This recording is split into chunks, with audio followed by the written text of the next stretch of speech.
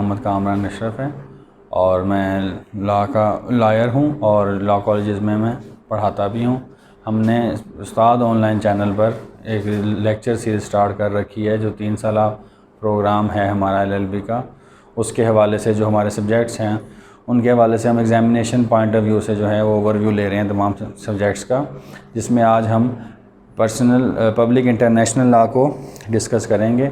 आपसे गुजारिश है कि आप इस चैनल को सब्सक्राइब करें, इस वीडियो को लाइक एंड शेयर करें ताकि ये मामला आगे बढ़ता रहे और दोस्तों तक ये बात पहुंच सके। तो हम आज जो कंसेप्ट डिस्कस करने वाले हैं वो पब्लिक इंटरनेशनल लॉ है।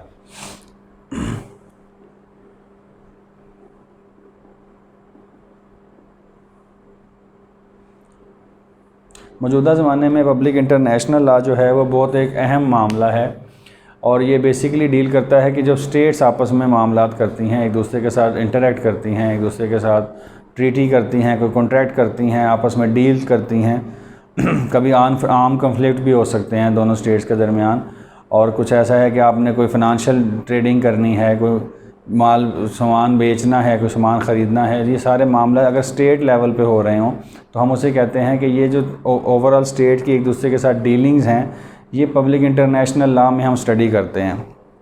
ये प्रॉपर कोई कोडिफाइड लॉ नहीं है, लेकिन ये एक समझा जाता है कि ये एक फ़ॉलो किए जाते हैं, रूल्स हैं, एक नॉर्म्स हैं, एक वैल्यूज़ हैं। स्टेट्स जो अपने आपस में मामलात करती हैं तो इन वैल्यूज़ का, इन नॉर्म्स का ख्याल करती हैं, तो हम इसे कहते हैं पब्लिक इंटरनेशनल लॉ। इसमें सिंपल सी बात यह है कि dealings of states with one another, ठीक है।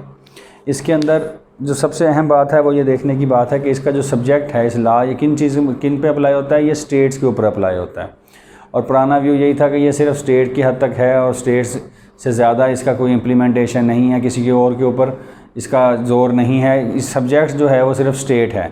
लेकिन मौजूदा ज़माने में क्योंकि डेवलपमेंट हो गई है और बहुत ज़्यादा लोगों की इंटरेक्शन आपस में होने की वजह से, स्टेट्स की आपस में इंटरेक्शन होने की वजह से एक दुनिया जो हम जिसे ग्लोबल विलेज कहते हैं कि आप बहुत ज़्यादा इजी एक्सेस है, लोगों की इंटरेक्शन बहुत ज़्यादा है। पाकिस्तान में होने वाला वाक़या इंग्लैंड में डिस्कस होता है, इंग्लैंड में कोई इशू हो जाए पाकिस्तान में डिस्कस हो रहा है, और इस तरह स्टेट्स जो एक दूसरे से अटैच हैं। अफ़गानिस्तान में तालिबान का इशू है तो इंग्लैंड भी उसके साथ अटैच है, चाइना, रशिया, अमेरिका, पाकिस्तान, ये सारे ममालिक जो हैं वो कंसर्न हैं कि ये मामला कैसे होगा। तो ये स्टेट्स जो हैं आपस में डील करते हुए जो मामला कर रही हैं वो पब्लिक इंटरनेशनल लॉ के अंदर डिस्कस किया जाता है। और इसके जो सब्जेक्ट्स हैं यानी जिन पे ये लागू होता है उसमें सबसे पहले तो स्टेट ही है, ये स्टेट जो हैं वो इसके सब्जेक्ट हैं। लेकिन दूसरा अब जो है मौजूदा ज़माने में हम देखते हैं जैसे यूनाइटेड नेशन बनी उसके बाद सेकेंड वर्ल्ड वार के बाद, और उसके बाद जो है इंटरनेशनल ऑर्गेनाइजेशंस बनी हैं। जैसे इंटरनेशनल ऑर्गेनाइजेशन में नेटो है, वो एक जंग लड़ते हैं, मुख्तलिफ स्टेट्स की जो फ़ौजें हैं वो इकट्ठे होकर किसी भी जगह पे पीस मेंटेन करने के लिए जंग लड़ती हैं, तो वो इंटरनेशनल ऑर्गेनाइजेशन है। इसी तरह वर्ल्ड हेल्थ ऑर्गेनाइजेशन है, इसी तरह इंटरनेशनल कोर्ट ऑफ जस्टिस है, इसी तरह आपका यूनाइटेड नेशन में सिक्योरिटी काउंसिल है, जनरल असम्बलीज हैं। ये सारे जो अदारे हैं ये मुख्तलिफ अपना काम कर रहे हैं और ये मुख्तलिफ स्टेट्स इसके साथ जुड़ी हुई हैं। स्टेट जो आपस में कोई मामला तय करने के लिए इनके पास अगर फ़र्ज़ करें चली जाती हैं, सिक्योरिटी काउंसिल में हमने कश्मीर का मसला उठाया, जनरल असम्बली के अंदर स्पीच की है, तो ये सारी मामलात क्या हैं, ये इंटरनेशनल ऑर्गेनाइजेशंस जो हैं ये भी अब पब्लिक इंटरनेशनल लॉ में डील की जाती हैं। तो हम कह सकते हैं कि इंटरनेशनल ऑर्गेनाइजेशंस वो भी इसका हिस्सा हैं।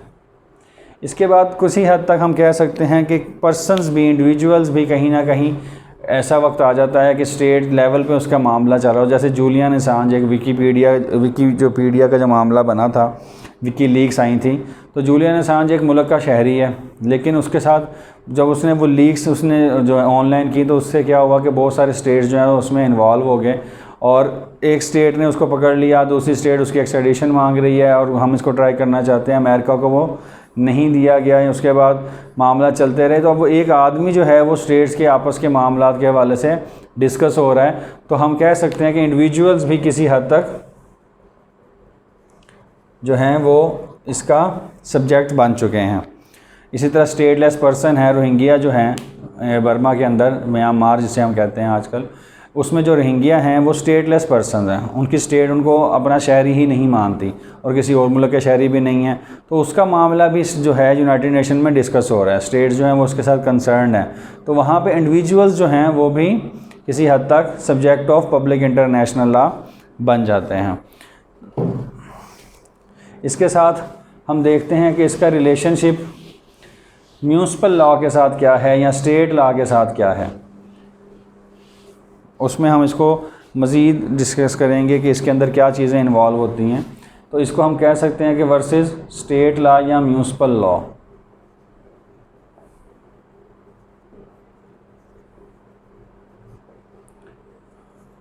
ठीक है, अब स्टेट लॉ से क्या मुराद है कि जो किसी भी मुल्क का इंटरनल कानून होता है, जैसे हमारे मुल्क में कवानीन बनाए जाते हैं, पार्लियामेंट में, सेनेट में उसका जो है उसके बारे में डिसीजन होता है, तो वो कवानीन इंटरनल चलते हैं, वो हमारे स्टेट के लेवल पे हैं, वो म्यूनिसिपल लेवल पे हमारे ऊपर लागू किए जाते हैं। तो इसमें प्रॉपर लेजिस्लेशन होती है। ठीक है, यहाँ ऐसी कोई लेजिस्लेशन नहीं होती कि जनाब एक अदारा बना हुआ है जो बैठ के एक बाकायदा कानून साजी कर रहा है। ठीक है, इसके अंदर हमारे जो इसके रिसोर्सेज हैं, जिसमें कस्टम ट्रीटी हैं, वो चीज़ें जो हैं वो आहिस्ता आहिस्ता डेवलप होके एक नॉर्म्स बन जाती हैं, जिसके बिना पे लोग जो हैं, स्टेट्स जो हैं वो अपने आप को पाबंद समझती हैं कि हमने उसको फॉलो करना है, तो वो ऑटोमेटिकली एक कानून का दर्जा हासिल कर लेती हैं। तो यहाँ पे लेजिस्लेशन नहीं है, यहाँ पे ये है कि लेजिस्लेशन होती है प्रॉपर, जैसे पार्लियामेंट है या सेनेट है। उसके बाद दूसरी बात है कि इसको फोर्स अवेलेबल है, फोर्स टू इम्प्लीमेंट, कि हमारे पास पुलिस है, आर्म फोर्सेस हैं, रेंजर्स हैं, ये सारे क्या हैं कि जो लॉ इन्फोर्सिंग एजेंसीज हैं, जो कवानीन बनाए गए हैं उसमें अमल दरामद करवाया जाता है। यहाँ पे ऐसी कोई नो सच फोर्स, यहाँ पे ऐसी कोई फोर्स नहीं है।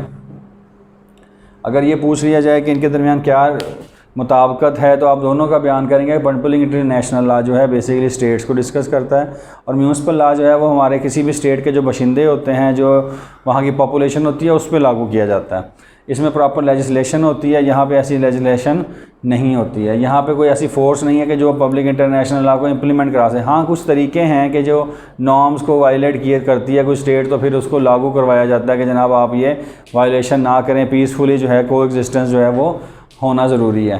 लेकिन यहाँ पे क्या है, प्रॉपर एक फ़ोर्स आपके पास मौजूद होती है जिसको आप लॉ को इम्प्लीमेंट करवाने के लिए इस्तेमाल कर सकते हैं।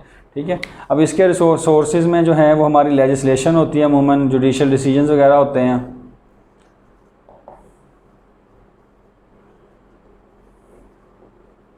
तो वो हमारे सोर्सेज, अब पाकिस्तान है उसमें कुरान जो है वो एक बहुत बड़ा सोर्स है। हमारी जो कानून साजी होती है तो उसमें ये चीज़ सोचनी चाहिए। अभी इतना ज़्यादा अच्छे तरीके से उसकी इम्प्लीमेंटेशन नहीं है, लेकिन फिर भी हमारे पास ये चीज़ें मौजूद हैं जिसमें हम कानून साजी कर सकते हैं, और वहाँ ऐसा इसके जो सोर्सेज हैं वो ज़रा मुख्तलिफ हैं। तो ये म्यूनिसिपल लॉ और इसका आपस में यही रिलेशन है कि ये अमूमन स्टेट्स के दूसरी स्टेट के साथ मामला को डील करता है, और ये स्टेट के जो इंडिविजुअल्स हैं, पॉपुलेशन है, उसको डील करता है। अब हम इसके सोर्सेज को डिस्कस कर लेते हैं, जो अहम बात है, और अक्सर एग्जामिनेशन में अलहदा से भी पूछा जाते हैं, या सिर्फ सोर्सेज का एक सवाल आ जाता है कंप्लीट, तो आपने उसको लाजमी सेपरेट भी तैयार करें, और उनको एक अगर सवाल के लिए लिखना पड़े तो शॉर्ट फॉर्म में भी आप उसको तैयार करना चाहिए आपको। तो सबसे पहला सोर्स जो इसमें डील किया जाता है वो कस्टम है। हम उसे कह सकते हैं रिवाज या रस्म, के ममालिक के दरमियान डील करने के जो रस्म और रिवाज चलता आ रहा है और बहुत अरसे से चल रहा है, उसको जाके सारे लोग एक्सेप्ट कर रहे हैं, या वो 2 मुल्क या 3 मुल्क जो हैं वो आपस में डीलिंग के लिए उसको एक्सेप्ट कर रहे हैं, तो वो जो कस्टम चलती आ रही है, और with the passage of time हम देख सकते हैं कि ये चल रही है और उसको एक्सेप्ट किया जा रहा है, तो वो एक कानून की सी हैसियत अख्तियार कर लेता है कि लोग कहते हैं कि यार अब ये ऐसे चल रहा है, इस रूटीन को ऐसा ही रहना चाहिए, यानी ये नॉर्म्स जो हैं इसको फॉलो करना चाहिए। तो इसमें सबसे पहली बात यह है कि लॉन्ग ड्यूरेशन, कि बहुत अरसे से वो चलता आ रहा है। ठीक है, और दूसरी बात यह है कि हम उसे कहते हैं कि one state finds itself bound to follow. कि स्टेट जो है वो ये सोचती है कि मैं बाउंड हूँ कि मैंने ये काम लाजमी करना है, ये हमारे दरमियान एक नाम चलती आ रही है, हमने इसको वायलेट नहीं करना है। अगर हमने बाउंड्रीज़ का ख्याल रखते हैं, दो स्टेट्स हैं वो एक दूसरे की बाउंड्रीज़ का ख्याल कर रही हैं, तो हम बाउंड्रीज़ का ख्याल किया जाएगा। जिस तरह डिप्लोमेटिक इम्यूनिटी जो है ये रोमन दौर से, उससे पहले से जो है ये चीज़ चलती आ रही है, इस्लाम आने के बाद भी इसको फॉलो किया गया और उसको चलता रहने दिया गया। तो वो जो है डिप्लोमेट्स जो हैं उनको इम्यूनिटी हासिल है, तो ये चीज़ कस्टम के तौर पे चलती आ रही है।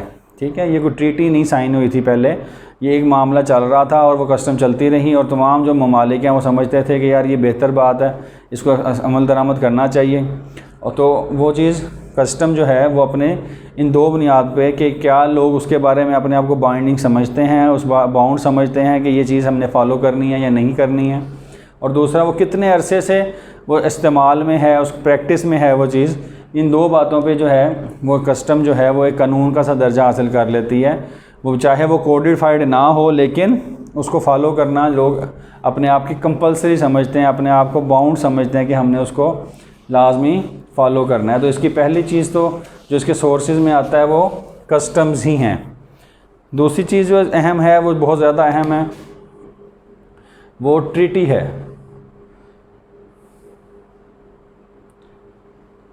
मुझे एक बात इजाफ़ा करते चलें कि आर्टिकल 38 जो है charter of international court of justice,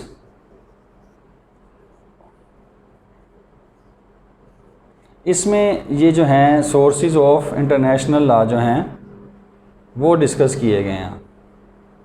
आप ये हवाला दे सकते हैं कि आर्टिकल 38 जो है वो charter of international court of justice, जहाँ पे डिस्प्यूट्स, इंटरनेशनल डिस्प्यूट्स को हल किया जाता है, इंटरनेशनल कोर्ट ऑफ जस्टिस का जो चार्टर है जिसके मुताबिक वो काम कर रही है, उसमें सोर्सेज ऑफ इंटरनेशनल लॉ को डिस्कस किया गया है, जिसमें पहला कस्टम था, दूसरा है ट्रीटी।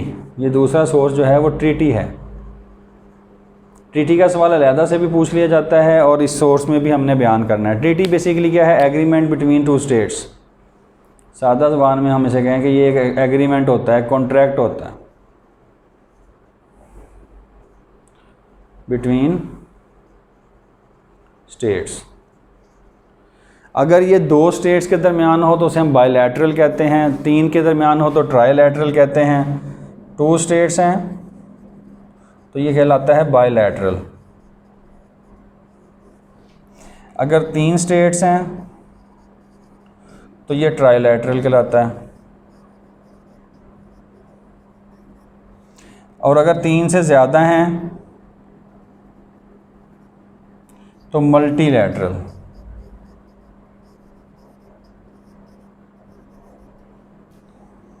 ये तीन टाइप्स ही हैं इनकी। और ये जहाँ पे बायलैटरल होता है वहाँ तो दोनों स्टेट्स क्योंकि ख़ुद कॉन्ट्रैक्ट करती हैं, वो किसी फिनंशियल वजह से हो सकता है, एक्सट्रेडिशन का हो सकता है, तो वो दोनों अपने आप को बाउंड समझती हैं। इसी तरह अगर तीन स्टेट्स हैं वो कर रही हैं तो ट्राइलैटरल, और अगर तीन से ज़्यादा स्टेट्स हैं तो उसे हम मल्टीलैटरल कहते हैं। जिसकी एक एग्जांपल है आसियान कंट्रीज़ हैं। ये जो एशिया के अंदर हमने कंबोडिया, मलेशिया, ये छोटी छोटी जो तीन चार रियासतें हैं, 5-6, इन्होंने एक आसियान नेटवर्क बना रखा है, एक अपना एक ट्रीटी साइन कर रखी है। आपस में एक दूसरे को ये फिनंशियल और जो है ट्रेड के हवाले से बहुत ज़्यादा रिलैक्सेशन देते हैं, एक दूसरे पर टैक्स नहीं लगाते हैं, और मिल के ये जनाब माल बना के दुनिया में बेच रहे हैं और बहुत ज़्यादा तरक्की कर रहे हैं ये ममालिक। कंबोडिया जो है वो उसकी इकानमी पाकिस्तान से ज़्यादा ग्रो कर चुकी है। उसकी यही वजह है कि उन्होंने आपस में ट्रीटी किया है और एक दूसरे को सपोर्ट कर रहे हैं। अब ये जो ट्रीटी है कम से कम जो ममालिक इसका हिस्सा होते हैं वो तो उसको बाइंडिंग समझते हैं अपने ऊपर, और अगर वो ऐसी हो कि उसका दूसरे ममालिक भी फ़ायदा उठा सकते हैं तो वो फिर ट्रीटी जो है दूसरे ममालिक या उसका हिस्सा बन जाते हैं या उस बात को बेहतर समझते हुए उसको अपने ऊपर लागू कर लेते हैं कि हमने भी इस चीज़ का ख्याल करना है। जैसे हमारा जो यूरोप जो बना हुआ है, इसको ये भी यूरोपियन यूनियन जो बनी हुई है वो भी एक ट्रीटी है। ट्रीटी उन्होंने साइन किया, अब इंग्लैंड उसमें से निकल गया है, तो यूरोपियन यूनियन जो है EU जिसको हम कहते हैं वो भी एक ट्रीटी है कि हम ममालिक जो हैं आपस में करेंसी एक रखेंगे, आपस में ट्रेड करते हुए हम एक दूसरे को रिलैक्सेशन देंगे, टैक्स नहीं लगाएंगे, और उससे ये क्या हुआ कि उनके आपस के मामला बेहतर हुए, दुनिया में उन्होंने बेहतर प्रोडक्ट बनवा के भेजने में उन्हें आसानी हुई। तो ये जो है ट्रीटी जो है इस तरह ये बहुत ज़्यादा अहम हो जाती है as a source of international law. ठीक है, पब्लिक इंटरनेशनल लॉ को आप इंटरनेशनल लॉ भी कह सकते हैं। तो पहला सोर्स जो है वो कस्टम्स हैं कि जो ममालिक जो आपस में मामला तय करते हुए कुछ रस्म व रिवाज का ख्याल करते आ रहे हैं, तो उसको हम एक बाइंडिंग सी फोर्स मिल जाती है। इसी तरह ट्रीटी जो है जब 2 ममालिक 3 ममालिक या 3 से ज़्यादा ममालिक उस पर साइन कर देते हैं तो वो बाउंड हो जाते हैं कि आपने उसको फॉलो करना है। जैसे हमारी वर्ल्ड ट्रेड ऑर्गेनाइजेशन WTO एक ट्रीटी है, उस पर बहुत सारे ममालिक ने साइन कर रखा है। ठीक है, इसी तरह कन्वेंशन है, जिनीवा कन्वेंशन है, इस तरह का वियना कन्वेंशन और डिप्लोमेटिक रिलेशन है। ये सारे जो हैं ये क्या बता रहे हैं, ये सारी ट्रीटीज़ हैं। एक मुआहदा तय हुआ कि हम आज के बाद डिप्लोमेट्स जो हैं उनको ये सिक्योरिटी देंगे, उनका ये ख्याल करेंगे, उनको ये प्रिविलेज दे देंगे, इम्यूनिटीज़ देंगे। तो वो सारे के सारे उसको बाइंड हैं। अब वो सारे के सारे मॉरली जो हैं समझते हैं कि हमने इसको वायलेट नहीं करना। अगर कोई वायलेट करता है तो बाकी ममालिक जो हैं उसके ख़िलाफ़ एहतजाज करते हैं, उसको समझाते हैं, उसके ख़िलाफ़ ये बात करते हैं कि इसके ख़िलाफ़ हम ताल्लुकात तोड़ देंगे। तो इस खौफ से वो ममालिक जो हैं वो इसको फॉलो करते हैं। तो ये इंटरनेशनल लॉ जो है वो एक समझ लें मॉरल कोड के तौर पे चलता है, और लोग जो हैं जो स्टेट्स हैं वो उसको अपने आप को बाउंड समझती हैं कि हमने इसको फॉलो करना है ताकि मामला जो हैं को एग्जिस्टेंस जो बेसिकली है तो स्टेट्स की वो बेहतर तरीके से चलती रहे। तो ट्रीटी जो है वो एक सेकंड सोर्स के तौर पे बड़े अहम सोर्स है, और ये बायलैटरल, मल्टीलैटरल, ट्राईलैटरल हो सकती हैं। जैसे हमारी इंडस वाटर ट्रीटी है इंडिया के साथ, जिसके तहत हमारे जो दरिया हैं उनकी तकसीम की गई थी शिमला में, तो वो इंडस वाटर ट्रीटी है। 2 ममालिक के दरमियान इंडस दरिया सिंध जो है उसके पानी के हवाले से ट्रीटी की गई कि जनाब ये पानी कैसे इस्तेमाल किया जाएगा, तो वो इंडस वाटर ट्रीटी कहलाती है। ठीक है, तीसरी चीज़ जो है इसमें आ जाती है वो जुडिशल डिसीजंस आ जाते हैं।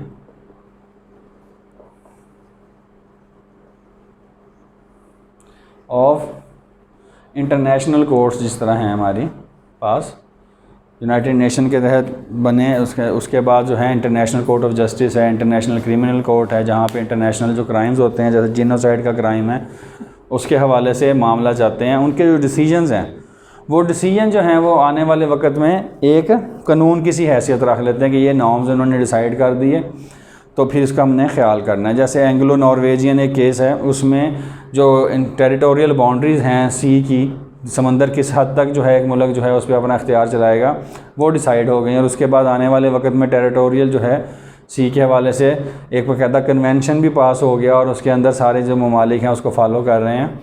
तो ये जुडिशल डिसीजन जो हैं ये भी एक कभी कभी एक अथॉरिटी का दर्जा हासिल कर लेते हैं। अमूमन कॉमन लॉ कंट्रीज़ में जो स्टेट्स हैं के अंदर जैसे पाकिस्तान है, यहाँ पे सुपीरियर कोर्ट के जो डिसीजन है वो लोअर कोर्ट्स के ऊपर बाइंडिंग होते हैं, तो ये भी एक सोर्स ऑफ लॉ बन जाता है। इसके बाद ज्यूरिस्टिक ओपिनियन हम कह सकते हैं,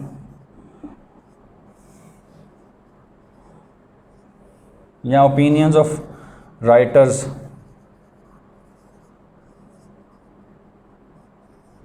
जो बड़े बड़े राइटर्स हैं, ओपनहेम है, हुगो ग्रोशियस है, जिसे father of public international law कहा जाता है, इसी तरह ओपनहेम है, ये गाइडल है, रूसो है, ये सारे वो लोग हैं जिन्होंने बड़ी अपनी इनपुट दी है पब्लिक ह्यूमैनिटेरियन लॉ के हवाले से, इंटरनेशनल आर्म कॉन्फ्लिक्ट के हवाले से, इंटरनेशनल ह्यूमैनिटेरियन लॉ जो आर्म वार्स को डिस्कस करता है उसके हवाले से बहुत ज़्यादा ओपिनियंस दी हैं, अपनी इनपुट दी है, अपनी रिसर्च पेश की है कि कैसे इन मामलों को हल किया जा सकता है। तो ये जो ज्यूरिस्टिक ओपिनियन है ये भी बहुत ज़्यादा अहमियत की हामिल है। इसके भी मामलात जो हैं पब्लिक इंटरनेशनल लॉ के जो हैं, इस नॉर्म्स जो हैं वो डिसाइड होती हैं और लोग इसको फॉलो करते हैं, और स्टेट्स जो हैं उसको अपने आप को अपना जो कंडक्ट है दूसरी स्टेट के साथ मामला करने में उसको मैनेज कर सकती हैं।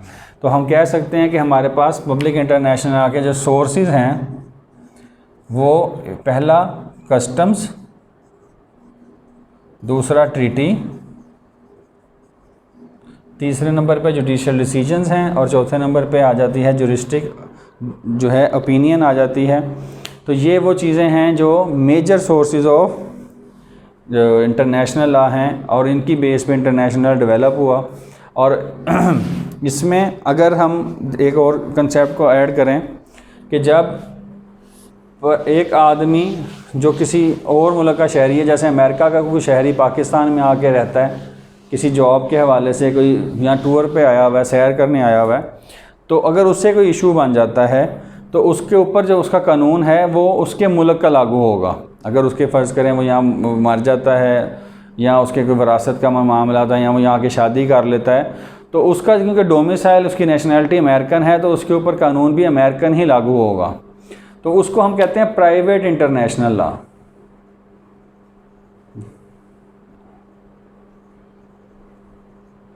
कि जब इंडिविजुअल की बात हो